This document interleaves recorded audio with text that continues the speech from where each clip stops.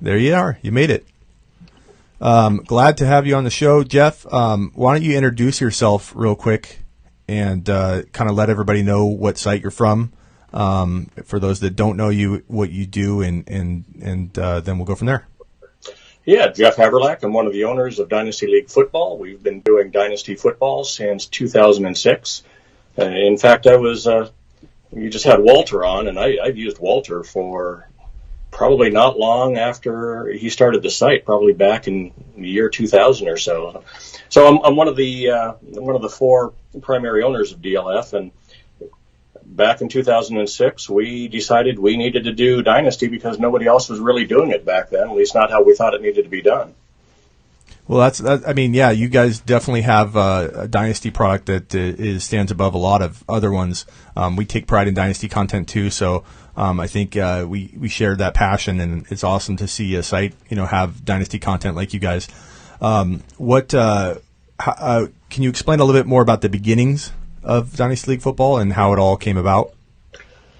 Yeah, it's kind of an interesting story, actually, and really a good story for, I guess, the good old American entrepreneurship. Dynasty League Football was actually started on top of a pizza box in my kitchen, starting back in, that was my wife dropping a yogurt. So, sorry about that. Yeah, it was started on top of a pizza box back in 2006. Me and at that time, my two partners, Ken Moody and Ken Kelly, we'd been playing Dynasties 98, 99 or so. And we're sitting around my kitchen watching football and decided, man, nobody else is really doing Dynasty quite like we wanted to. And so we started drawing it up on top of a pizza box, and that's really how it got started. Yeah, that's pretty funny. It wasn't long after we started that, Smitty, that you were my first podcast, and I think it was back when you were still with Fantasy Football Extreme, probably back in maybe 2007 or so. I was on with Jim Day. And I was on the podcast with you, or? I believe it was your podcast. It was my podcast, huh? Okay. Wow, that's some years ago. Yeah, Fantasy Football Extreme, I started in 2004 or 5. Yeah, and we did some podcasts. We're probably one of the first people into, like, media. I think some people had tried it, but we were trying it, and it really didn't have the momentum that it has now. I was actually partnered with YouTube. Looking back on it, I want to jump off a bridge head first. But they partnered me in as one of the first partners with a partner page, and I was on the YouTube homepage for Sunday Advice, and that's a time where I really wasn't as into video, and I should have hit the ground running then because I had such momentum with them with YouTube. But back then, yeah, I remember having a bunch of podcasts, and that's interesting that you bring that up. I didn't remember that encounter, but that's awesome. You've been you're a dinosaur in the industry, kind of like I am. It's funny. There's a lot of sites out there, a lot of people popping up, but we've been doing it for quite some time. So it's good to have another long-term type face on the site. You guys are how many people do you have at Dynasty League Football right now? Well, in our forum, we're sitting about 15,000, 16,000 or so. We really don't release the number of actual subscribers that we've got, but it's nearing double digits in thousands. So okay, great. But how many people do you have writing for you in a part of the operation? At any point in time, we'll have 40 or 50 different writers in different disciplines. We've had some that have been with us really since we first monetized back in 2012. Before 2012, it was just the three of us that were doing the writing, and we actually added another partner, Erik Dickens, who some of you may recognize as he runs the DLF Twitter feed. He's our chief brand officer. He started out in our forum, and he was excellent at doing the social stuff. And so we added him back in 2012, 2013.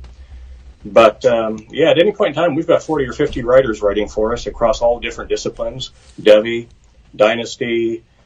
We played around with DFS a little bit for a period of time as well. But pardon my bell. I vowed to ring this every time you got new subscribers, so just keep going. May it keep ringing. Ring away, huh? Well, that's awesome. The hearing about the beginnings of it and everything. So let's get to some dynasty stuff. So I have a couple questions here. So here's one from Joseph.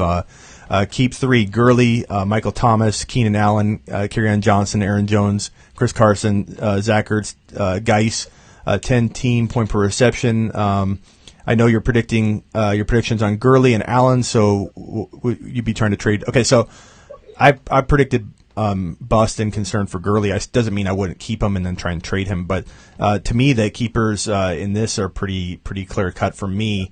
I would keep Gurley, Thomas, and I think Allen has more trade value. I'd look to trade him. If you didn't think you could trade him, then I would keep Keyshawn Johnson because I think he's going to have a big year. But I definitely would be trading and selling high in some of these situations. But Jeff, what do you think about this question? Yeah, I think it's pretty clear. Gurley, definitely. Although, man, what happened to Gurley at the end of 2018 was strange. And, I'm wondering what else was going on there. I know he was supposedly injured, but then fine.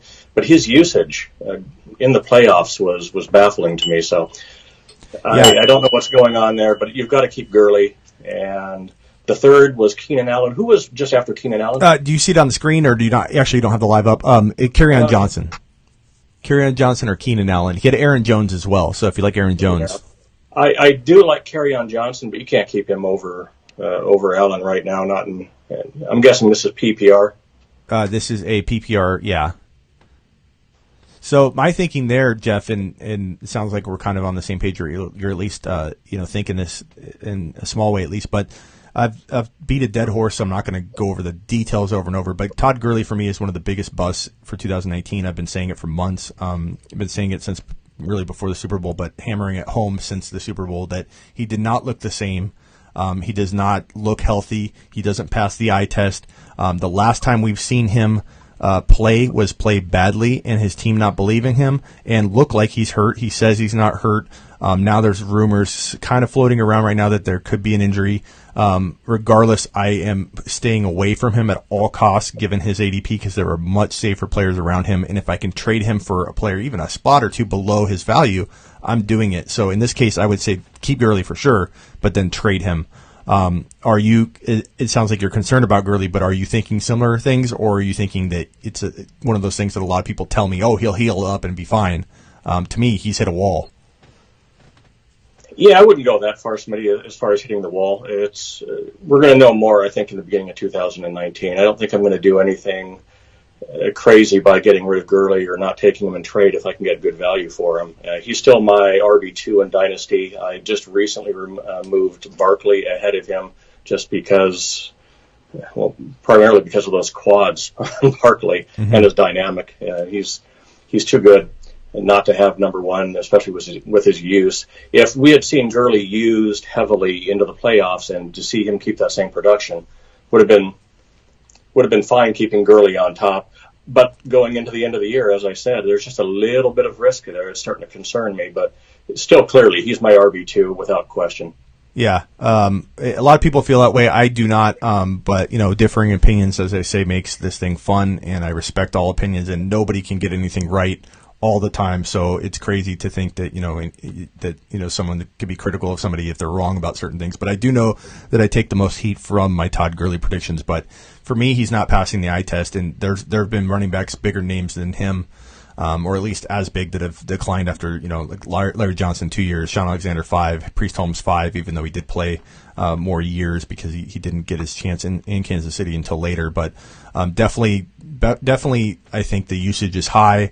The concern is great, and the risk is too much when you can draft other players like 2 and 3 and 4 deep around him, both sides, above and below him, that are just so much safer. And if you can trade for him at a player at that same value, to me, it's a no-brainer to get rid of the risk. But obviously, two sides to this, and nobody can predict it yet.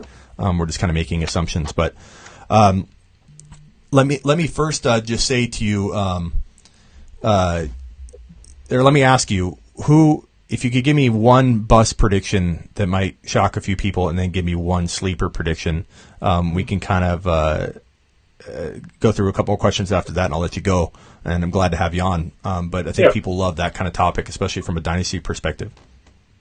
Yeah, first, a real quick shout out here. I just saw that Mike McGregor is sitting out there in your chat room right now. Um, Mike is awesome. He's really the brains behind much of the development that you see at DLF too. He's working behind the scenes a lot. So shout out to Mike for everything that he does for DLF. He's awesome. Yeah, he's coming on later. Oh, awesome. Yeah, great. Good to hear.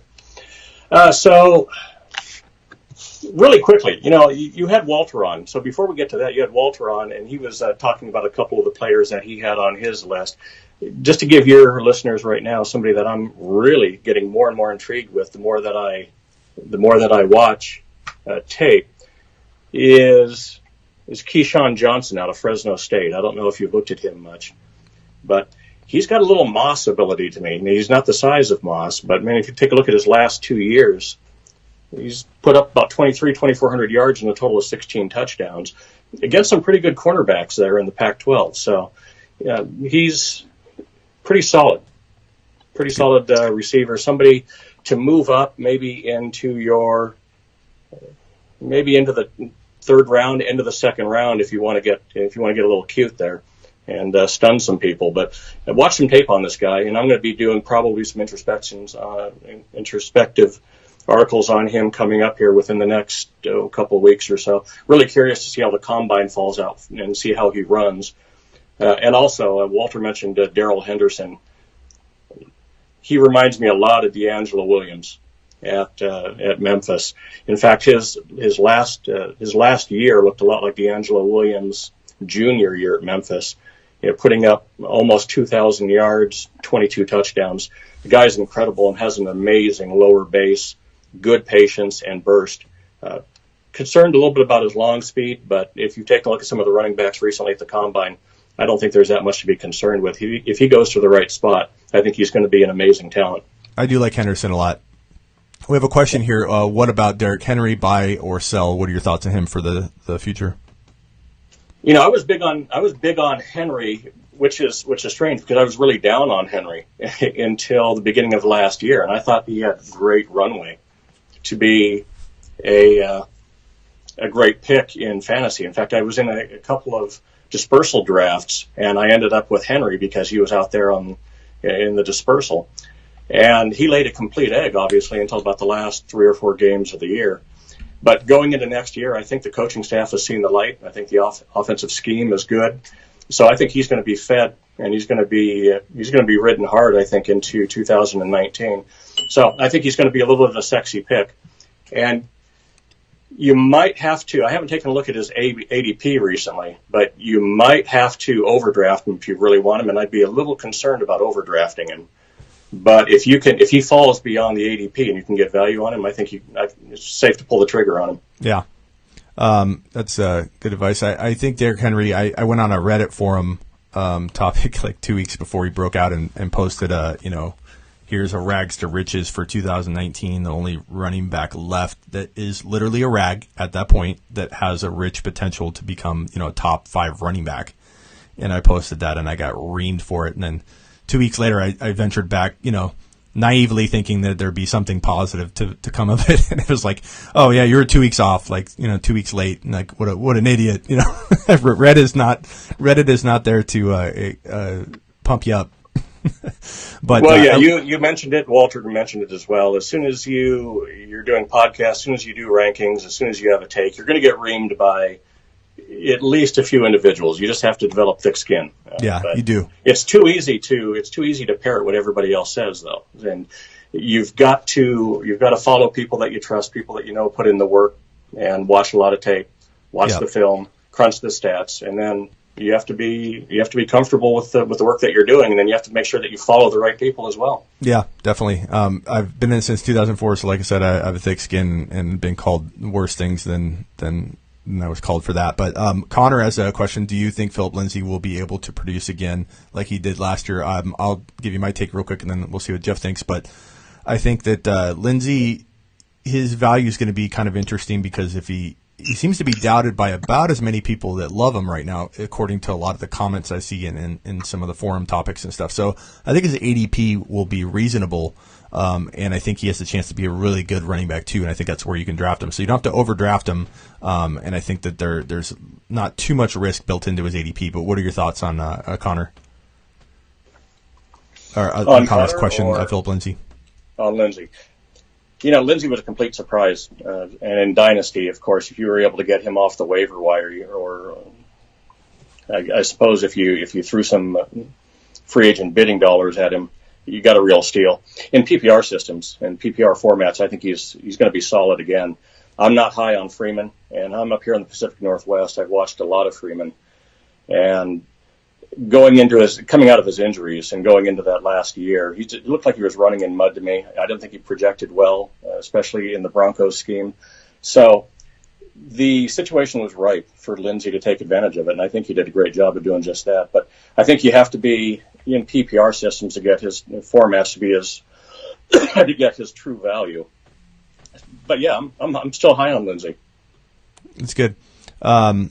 So before we let you go, Jeff, because I know you got things to do, and we don't want to keep you too long here on a Saturday, but any final predictions you have that blow anybody's mind, or anything you want to send people to, or talk about your site real quick, and where they can find you or what you have coming up?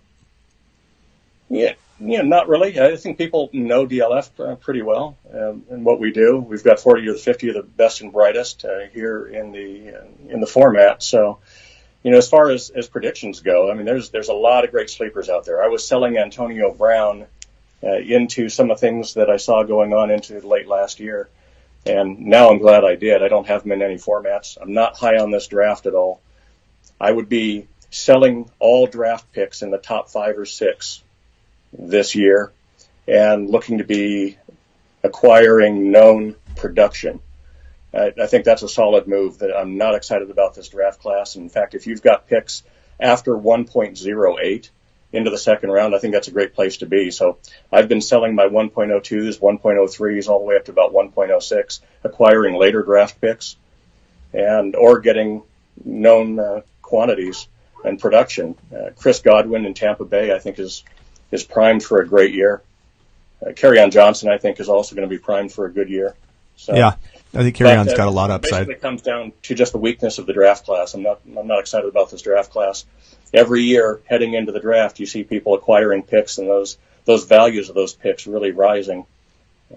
I'm not sure if you caught what I said about Singletary. I think he could be one that rises up. I think N'Keal Harry can be a Terrell Owens. I am high on a couple of these guys, but I think that it could be the doubt that teams have about both of those players, because there are a lot of doubt from teams about both of them that make them, land in bad spots. So I agree that there's some concerns about this draft class. I think somebody emerges every year, but it's not a bad idea if you're going to take a risk in getting out of this draft class to get into next year's, because next year should be pretty solid and awesome. So it's not a bad move to prepare and invest in that one. But I do think there will be a couple big studs come out of this one. But Jeff, I appreciate you coming on, man. I think Mike is actually going to come on next. I don't know if he's available now, but watch Mike McGregor come on here shortly, hopefully, or whenever he's able to. And you guys check out Dynasty League Football if you haven't already. These guys do good stuff. Not afraid to send my users over there, because I know they'll come back. But I definitely think that if you need some extra Dynasty content, this is where this is a site that does it great, and they've been doing it for a long time. So Jeff, thanks for coming on, man. I appreciate it. Hey, thanks for what you do, Smitty. Appreciate you, and appreciated your friendship for going on about 15 years now. So. Yeah, that's an interesting story you had about that, like 2004, 2005. I didn't recall. I was a lot younger back then. I probably didn't retain a lot of the things that I was, relationships and stuff like that back then. So I'm sorry if I didn't acknowledge that or remember that. But that's an awesome story. We were on a podcast together. No worries at all. I was mindlessly coming out of college at that point. So thanks, Jeff. I appreciate it. Visit Dynasty League Football. Get on some Dynasty content with these guys. They know what they're doing. Thanks, Jeff. All right, take care, bud. That was Jeff, guys. He's an awesome guy. Awesome site. Glad to have them on. Mike, if you are still here, Mike McGregor, he said he has a question or a comment here. Weird thing about Gurley If he was hurt, he shouldn't have been playing at all. If he was healthy, they should have been playing him more. Extremely bizarre situation. And Mike, that's what really has been driving my my doubt for Todd Gurley. And I get so much hate and negative comments on my predictions for him busting in 2019 because so many people love Todd Gurley and they own him, and of course naturally you're going to get all the people that own him upset when you say that, because now what are they going to do? But again, his value is so high in some circles still. Trade him for a safer player, even if you have to reach a couple spots down below his ADP, because people are worried too that you're trying to trade some guy. And why are you trying to trade him? That's typically someone's reaction when you try and trade a player that's in the news. Well, why are you doubting him? I'm not going to buy him from you. Trading away a player like that's a lot harder than convincing people that are still owning him that he's going to bust, or trying to buy low from them. But I think Todd Gurley, as you said, Mike, if he was hurt, why was he playing? And if he wasn't, why did he look, to use Jeff's line, like he was running in mud? And to me, that signifies a wall that he has hit. And his usage, he doesn't have a ton of 300 carry seasons, but his usage is pretty extreme. And I think that there's a chance that he has hit that wall, and I'd rather be a year early than a year late. And let's see here.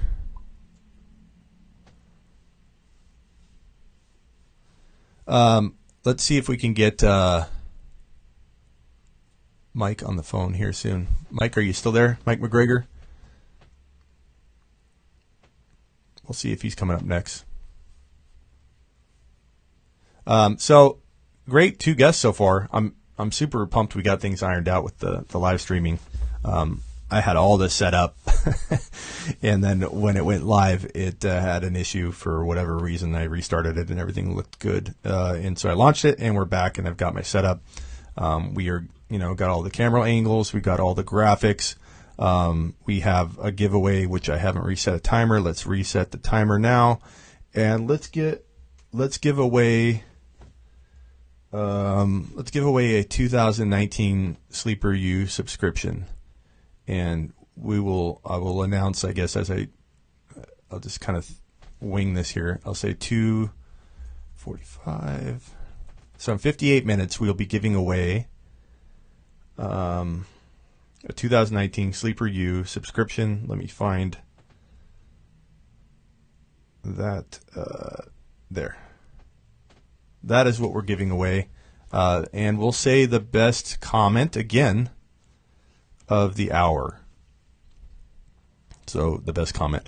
For those of you that missed the best comment of last hour, Jeff, thanks for coming on again, man. The best comment of last hour was someone called me snotty on accident instead of Smitty, so they actually won. Now you can't just do that again. You're not going to win. It's going to be clear that you're tossing that kind of humor out on purpose. But Nick won the first Donkey Cup. So Nick, you are our first winner. And our next prize is our 2019 Sleeper U membership, where you can get your rankings, bold predictions, articles, draft board, tools, all kinds of trade calculator stuff. It is the best site on the planet. No offense to anybody else, but we provide the boldest stuff out there. The bold predictions will help you win.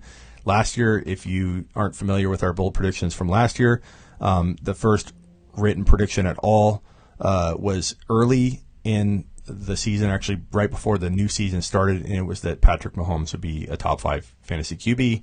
And this is, when people didn't even know if he was starting, because Alex Smith was still playing and doing well and actually going nuts. And we said, pump the brakes. Went on a CBS Sports radio show that we do, and said pump the brakes. Or everyone's saying, I was saying pump the brakes on Alex Smith, because the Patrick Mahomes train was about to start and stream down the way into your fantasy living rooms, and you were going to see Patrick Mahomes go nuts and become a top 5 fantasy QB, and he did. James Conner was our number 2 bold prediction, so if you don't have a sleeperu.com membership, you can get it free right here, but if you don't win this one, you can definitely purchase that for the $29 a year. It is definitely something you need to, I think, dominate your leagues.